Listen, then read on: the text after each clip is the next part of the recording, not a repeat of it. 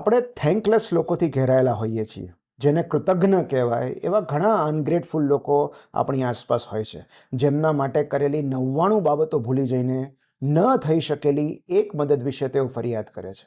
આવા લોકો માટે પુસ્તક મેડિટેશન્સમાં રોમન સમ્રાટ અને ફિલોસોફર માર્કસ ઓરેલિયસે એક અદ્ભુત અભિગમ લખ્યો છે.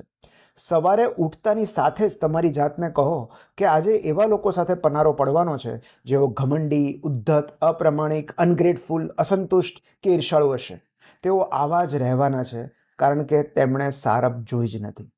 તો આવા લોકો પાસેથી સદાચારની અપેક્ષા રાખવાને બદલે આપણે આપણી સારપને વફાદાર રહેવું. એવા જ લોકો આપણને યાદ કરાવે છે કે ઉદારતાને કેમ દુર્લભ સદ્ગુણ કહેવાય છે. એ દરેક પાસે નથી હોતી. એમનામાં કશાકની ઉણપ જોઈને આપણામાં રહેલી લાક્ષણિકતા ગુમાવી ન દેવી. કોઈના માટે શું કરેલું છે એ જતાવવા કે ગણાવવા બેસીએ તો આપણે મિત્ર કે મદદગાર નહીં, મર્ચન્ટ કહેવાઈએ. આપણો સ્વભાવ જો સિંચન કરવાનો હોય તો પાણી પાતા રહેવું, પણ ઉજ્જડ જમીનને ક્યારેય ફરિયાદ ન કરવી કે તારામાં કેમ કાંઈ ઉગતું નથી. પાણીનો વેડફાટ થતો લાગે તો એનો બીજી કોઈ જગ્યાએ સદુપયોગ કરવો, કારણ કે કશું જ ન ઉગાડી શકવાનો દોષ પાણીનો નથી હોતો.